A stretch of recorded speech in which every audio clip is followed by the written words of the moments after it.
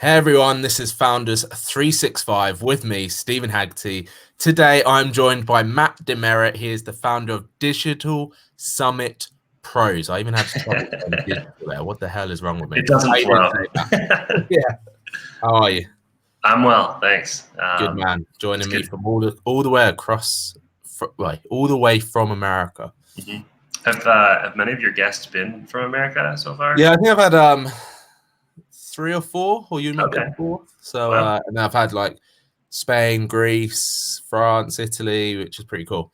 All right. All across the globe at the moment. I need to get some like Australian, Russian, that sort of thing to get the other side.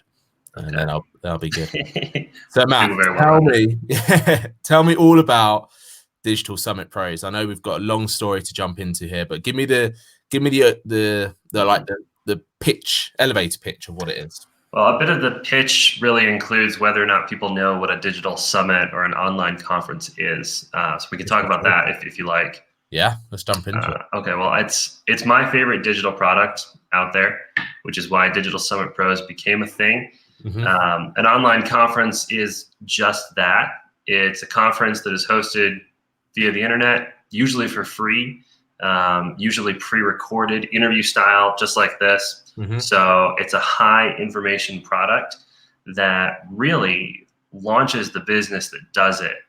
Or it can really take them to the next level. It's an excellent lead generation tool. It provides a lot of brand awareness and authority for the host. So, Stephen, I mean, this is basically what you're doing with Founders365 in a big way. And it also produces a product at the end of it that is pretty evergreen. Whoever is hosting it and providing it can repurpose that content pretty well in a number of ways. We're talking podcasts, ebooks, that sort of thing. And also it really it provides a ton of value to your audience. So it's a very powerful thing. You said that you love digital summits. I do. Why do you love them so much? And how did you what was your first digital summit that you watched? Right. Well, I'd never watched one until I helped create one. I live in Colorado in the United States, and in Colorado Springs, there are a ton of nonprofits in this town. I moved out here from Michigan, so if you notice, I might have a really nasally A sound when I talk. That's not normal for Americans. That's normal for Michiganders, though. Interesting. So don't judge me too hard on that. But we won't. Don't worry. We're nice. Yeah. So I moved from Michigan to Colorado to work with this nonprofit, and ended up traveling for a couple of years, speaking from stages to thousands and thousands of people for them on their platform. And they transferred dramatically from live in-person presentations to digital products almost exclusively. So I got to be there as one of the speakers, and then started doing some background sales, business development for them, launched their customer service branch, just learning, picking up things along the way. And then I stepped into marketing and didn't know what I was doing, didn't know what digital marketing actually was. Like, how do you define digital marketing?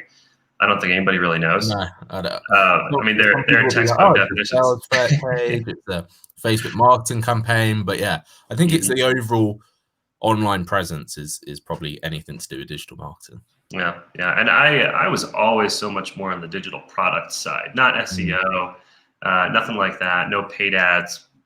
But the first thing we launched was a summit.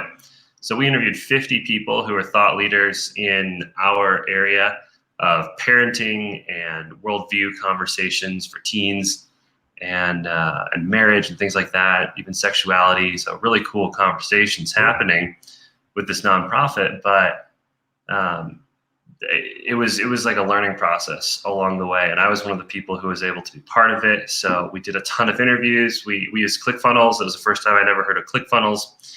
And it was a phenomenal experience. It doubled our lead list within this group. I think we earned probably $100,000 from the first product that we launched. There was a summit. The organization had a budget of $800,000 at that time. Not too shabby. Yeah, no, it was huge, because that 800 was from 10 years of donor development. They had one other product. It was a course, but all of a sudden we realized, hey, we can grow very fast and very aggressively if we push really hard on one digital product like this. So we ended up doing 5 more summits. Each one trickled down a little bit in the actual effect of it because the audience was already familiar with it. But over the next 2 years, we did 5 summits and the organization tripled in size. Yeah, amazing. At what point did you think, okay, yeah, this could be something I could then offer to other people? I think the thought was always there a little bit. I ended up leaving about 10 months ago, just when all this started for me on my own. I got married right at that time too. So, well, thanks. But it was a whirlwind, and it still is, because I mean, you can see flowers. Yeah. Up here. This is my life now, and it's great. Honestly, it's good. Yeah, just so you know, those aren't dead animals or anything up there. Yeah, they do look a bit odd. Yeah. For people listening, he doesn't have anything odd on his wall. It's just no, just flowers, just dried flowers, which is a little odd. No, so it was. I left the business there and kind of kicked out on my own. I was looking for jobs at the time, and I'd always wanted to start a business of some sort. And the first job that I found pretty quickly was 2 real estate investment businesses up in Denver, about an hour away from me. And both of them, when we talked, I recommended digital products and kind of launching something new there. And they were both very captivated by that. They'd never done anything like that before. So they became my first 2 clients. They shared ownership. That's how 2 happened at once. And I got a couple more throughout the next 6 months or so. And that was kind of a full workload for me. So we tried to launch some things. Some of them failed. Yeah. I ended up running a lot more general products and launching in-person events for them, which was great. It was very fun. It was not really what I wanted to do. The digital part of the name kind of dropped off for quite a while, actually, while I was doing that. But really, as far as Digital Summit Pro's lifespan, it's been a very interesting journey, because a lot of the journey has been defined by me sort of discovering that I really don't enjoy working on my own. So this really, is the thing. When you reached out to me to come on the show, I think your sales pitch to me was, do you want to speak to someone that's failed, or something along those lines? And this is why I wanted to get you on the show, because for me, it's such an interesting story about every founder's journey.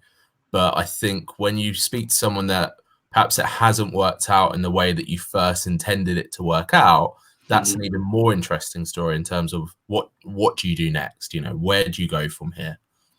Yeah, and it's funny because in the business world, the startup world, entrepreneur scene where people talk about failure, it almost seems like it's this glorified thing. Like, oh, you know, Elon Musk, he went bankrupt with 4 businesses before he. That's not true. I don't know what his history is, but things like that. He's had a few rockets blow up, which cost him a fair bit of money. Oh, I'm sure, yeah. But yeah, I mean, so this was my first big venture at a very critical time, where now all of a sudden there's somebody else who cares about my income, and I care about theirs, and we're sharing all of that. We're sharing literally everything. So it was a very interesting time. So people talk about failure in kind of a glorified way, but it can be very painful. And I think throughout the last year or so, for me, there's been a lot of emotional ups and downs with like, hey, I had this goal to start a business and really launch something and scale it. And all of a sudden I realize I don't know what I'm doing. And it seems like everything I'm doing isn't working, which is hard to stomach. And then honestly, I'm an extrovert. I love being around people. I love working with a team, managing a team, just being on a team. Yeah. And all of a sudden, I say all of a sudden. At what point did you think this isn't working out? Well, I think it was probably 5 or 6 months in. Okay. So we're fairly early on. Yeah. Yeah. So, but at that point I was like, no, I can do this. Like I've got my online networks of people I can rely on. I've got meetings I can set with people. And I did for 2 months. I probably took any meeting with anybody that asked me, whether it was just like, hey, you're new to town. Like, well, or they were new to town and they wanted to get to know somebody. I was like, hey, get to know me. Yeah. Sure. So coffee. Did you get into that space where it was really easy to be busy, but you weren't actually doing anything to move forward? Sort of. What I noticed I was doing is I was spending a lot of time on client work, but I wasn't producing things for them. Okay. I was doing what they asked me, but it was busy work that they were asking me to do. So I would have conversations with them and say things like, hey, I had one client that really wanted to run Facebook ads. It's all they wanted. I was in charge of their email list. I was in charge of gathering leads. I was in charge of building opt-in forms for them and landing pages and some funnels, which is all stuff I enjoy, but it was not my goal. So I had to kind of lay that down a little bit and say, all right, well, they don't want to work on my goals right now. We can work on their thing, of course. They're the client, right? But then they said Facebook ads, and they just kept pushing for it and pushing for it. I was like, guys, I've never done this before. I've played with it, but I don't have any training. I haven't gone through any courses on this. I don't know the finer points of this whatsoever. But they really wanted it, so I did it. And the agreement was kind of like, hey, I can do this for you, and I'll do it very cheap compared to an agency or somebody with a few more years experience than me. Because you saw it as a learning exercise a little bit as well. Yeah, exactly. I was like, if you want me to do this, I will learn it as I do it, and I'll charge you, but it'll be super cheap compared to somebody who actually knows what they're doing. And it probably won't produce big results for you. It'll be super slow, and you'll spend your money on the ad spend because I won't be able to make that super efficient for you right away. Yeah. And I wasn't, and it didn't go very well. And ultimately, I think that's the reason we parted ways, which is totally fine to me, actually, because it wasn't working out really. They had really different goals than when I started with them. Definitely sounds like you were pushed and pulled in different directions as opposed to the direction you wanted to go to within the business. Yeah. I had no priorities. I had no direction for my work either. And this was going to be one of my next questions. It was like, when you set out the business, how did you structure it? How did you go, right, this is what I want it to become, and this is how I'm going to do it? Because this is the main thing that I see that people miss out on. It's the how. It's like, that's great. You want to get to 10 grand a month, that big 6-figure income per year. But people don't work out the actual how you're going to do it. So how did you do that? How did you sit down or did you do that even? Well, my plan was to shoot for 5 grand a month. Nothing crazy. $60,000 is a pretty great salary where I live. And, I'd have to pull taxes out of that because I'm an independent contractor. So take it down 25% maybe. Still, that's a pretty decent. Yeah, it's decent. Sort of entry-level salary. I'm early in my career still, so I'm kind of fortunate with that. And I just left a nonprofit where I was making very little money. So anything was a step up, sort of. So my goal was 5 clients for $5,000 a month total, 1,000 each-ish. Yeah. And the first 2, I just said yes to because I needed the money. The next 1 or 2, I was basically working up the courage to say, no, this is how much I'll charge you. And I kind of got halfway there with them. And after that, I started to get really consistent with people. We would meet, we'd have a conversation. I'd lay out a little strategy and say, okay, if you want to do this, here's what we can do. It'll be X amount of dollars a month for 3 to 6 months. And if you're not satisfied at the 3, we should drop it. And if we're not done by the 6, then it should be free after that. And I'll give you like another month and we'll finish it. Yeah. So that was kind of the goal right there. But that really developed along the way as I got more desperate and more exhausted and just more needy emotionally and trying to say, hey, okay, how do I protect myself a little bit here, set up some boundaries? Yeah. So the more worn out I got, the more particular I got. And actually more strategic I got along the way.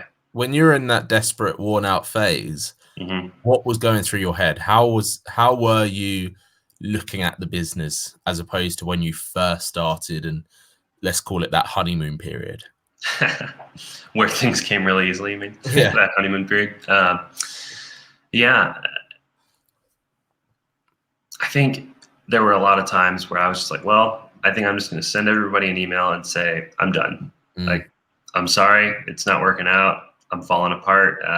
You know, my personal life is struggling so much so that this business is not worth it to me. Yeah. And those were the lessons I learned right there, I think, from kind of getting to that super low point and saying, okay, how do I get out of this? Well, part of it is to not be doing what I was doing, honestly. So I think I would call this whole journey a failure, but I would also call it a lot of learning. And Digital Summit Pros will continue. It will have clients in the future, I'm quite sure, but things will be handled very differently. And I've learned a lot along the way that I'll implement probably too firmly at first. I'll probably swing too far to the other stroke of the pendulum, but you mentioned that you discovered that you don't like working alone. You prefer working in a team. If you had known that from day one, for example, do you think you would have done something differently in that sense? Absolutely. One thing I think I would have done is invest in a co-working space, something like WeWork. I know they're all over the world. Locally in Colorado Springs, where I live, there are a number of small businesses that have popped up to provide that service. Yeah. At the time, I was looking at the numbers and I couldn't really justify it when I just had 2 clients or no clients at the very beginning. So I think that would have been a wise choice to just put me in a social environment every day for at least a few hours. I compensated by, like I said, taking a lot of meetings. I would often go work in coffee shops around the area. Sometimes the local college library, sometimes the local county or city library. Consciously made yourself be surrounded by like noise and absolutely and that thing. And I got to know people in those circles too, so it was like they were my coworkers a little bit. Yeah, exactly. It's the laptop club in coffee shops, right? Definitely. But what does that give you? What does being surrounded by people, being surrounded by busyness, other people doing work, how does that fuel you as opposed to just sat in your home office cranking out some work? Well, people talk about getting very distracted at home. I don't know if that's so much the reality for me. I would just get kind of sad.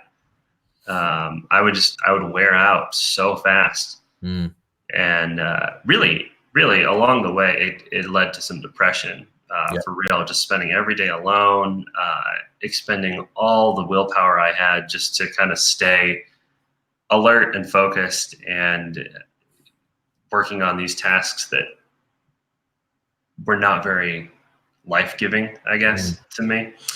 But the coffee shop life, it provided a stimulating environment, which was nice. There's not a lot of stimulation in this room. It's quite bare on the walls, really, if you were to actually look around. Yeah. And it was nice to get to know those people a bit, the laptop life crowd, really. Yeah. I had a system. I had a schedule. I would go to this shop on Thursdays, this one on Wednesdays and Fridays, and this place on Mondays and Tuesdays. The downside is that you can only stay so long in a place like that without offending the ownership, I think. Buying one coffee and staying for 8 hours. Buying one coffee. Yeah, which I was definitely that guy. And I know that's not the most proper way to do it. Taboo. A little bit. So, you mentioned that it's been a failure, but like you said, it's been a lesson, right? A lot of people get to this situation where they start a business, the excitement fuels them to get those first couple of clients, and that then fuels them to like carry on. But there's always a stage within the first year that I find with, when people reach out to me and if they're at that stage, is where they kind of stop and they go, okay, have I lost sight of why I began? What am I doing now? Have I said yes to too many things, which is exactly what you're saying. Absolutely. For you, other than the burnout and realization of, listen, this isn't really, it just sounds like you weren't enjoying it anymore, which is fundamentally why we do what we do, right? It's about enjoying your life and spending time with your new family, all this kind of stuff. Mm-hmm. How hard was it for you to make that decision to be like, okay, I need to put the brakes on this for a bit. I need to reevaluate. I need to reassess and come back at this at a different angle. Mm-hmm. Well, the brakes are not 100%. What I'm trying to do right now is move from full-time Digital Summit Pros to part-time / just one project on the side with Digital Summit Pros. So you asked what made me get to that point? Yeah, what made you make that decision? Yeah. How was it to make that decision from going from that full-time to where you're at now in terms of focusing on, one project? At first, it felt very defeating. It felt like, okay, now this is officially a failure. Whereas I've been feeling it was for a long time, but now I'm saying it, and it has, And there's actually one really great decision I made at the beginning, and I joined a digital cohort of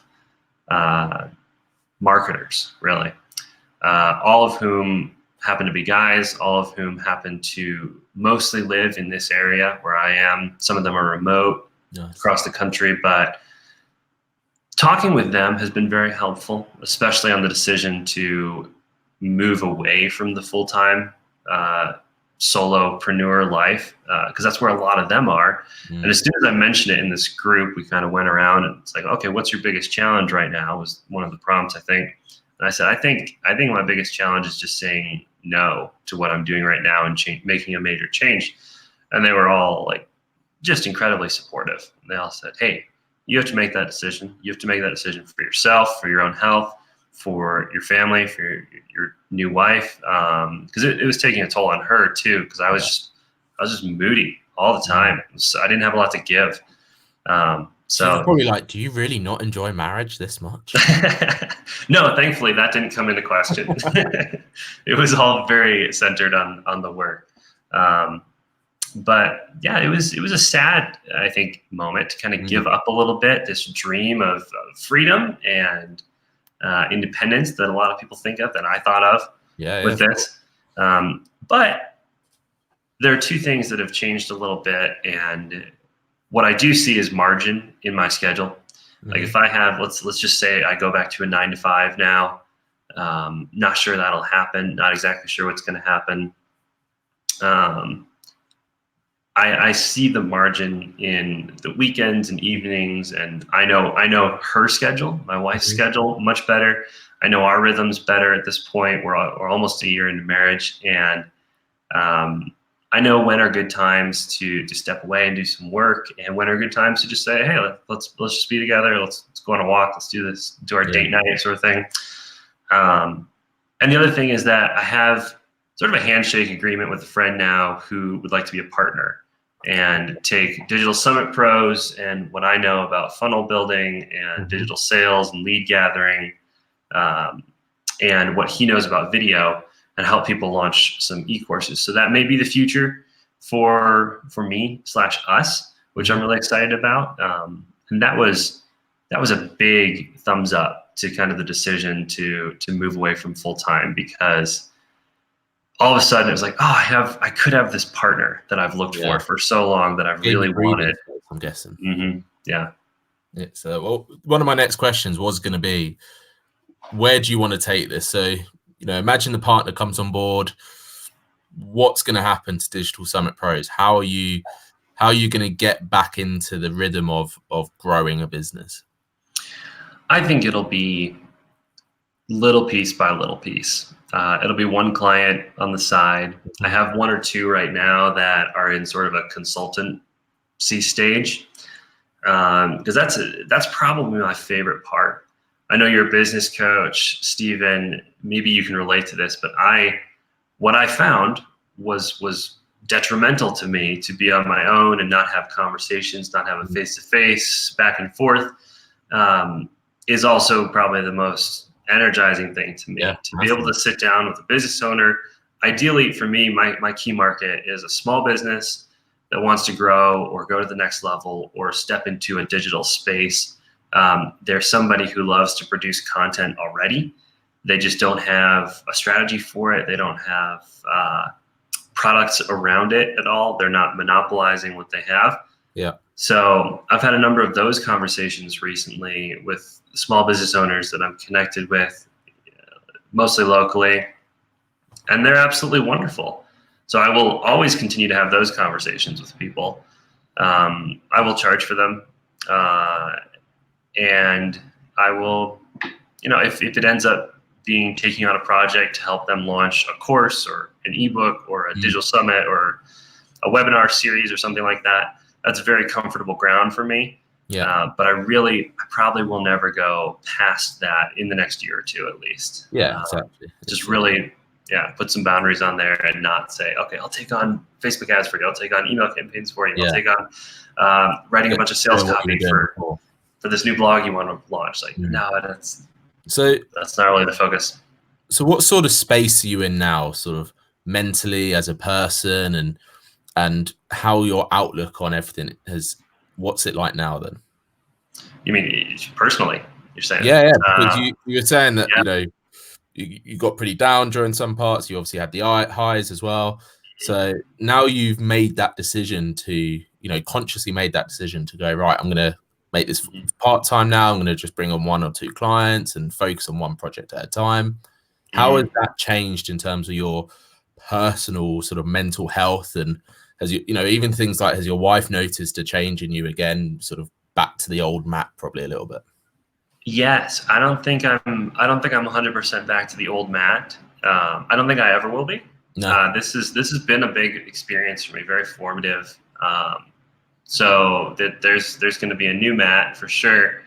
As far as emotional health, I think I'm coming back. I've got very simple, very straightforward, just healthy habits that I'm integrating. I mean, we're in February right now. Crazy.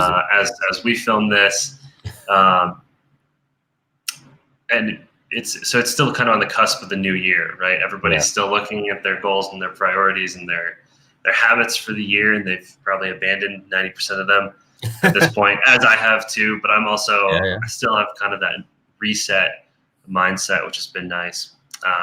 It's winter right now, so there's a good 6 inches of snow outside. Amazing, and a lot of ice out here. But I love cycling. I love biking. It's my absolute favorite daily activity. But right now, it's honestly pretty cold for that and rather hazardous. Yeah. So I can't really do a lot of that, and I haven't really been able to do a lot of that the last couple months, which in some ways contributed because I didn't have my normal exercise. I didn't have the normal processing alone time to relax and just be doing something. So I'm looking forward to the summer, honestly, to the spring when things melt away and the roads are a little clearer. But yeah, I think what I've learned from the business side of things connected to the emotional health side of things, I've really started to apply in a lot of other areas as well. So even in the coming months, I think I'm starting to reprioritize, where I spend my free time, where I spend my social time. Am I as scattered in my personal life as I was with the business and not focused on priorities there? So I'm really reevaluating a lot of that, which has helped the growth and the kind of upswing to a more permanent up. That's again. It. Yeah. It's a journey, right? It's all, and this is what people sometimes don't realize, that you're gonna have down days. You're not gonna have a 100% success rate throughout your whole life. Oh yeah. All of it, but it's still the fact that you made the decision to go give it a go. You've then the most impressive thing is you made the decision to go, you know what, this isn't what I wanted it to be. So now I need to change it and adapt and make it again more suited to how I want to live my life. adapt. For people to adapt, I think that's one of the biggest skills that people have or should have. Like entrepreneurs have it naturally, I believe. That if because most people in a 9 to 5, if something goes wrong, they look to someone else to help fix it. They look to their team members or something like that. But when you're in the driving seat and you realize you're not driving on the right road anymore, it's only you that can change that direction, that can pull over the car, look at the map and refigure out where you want to go.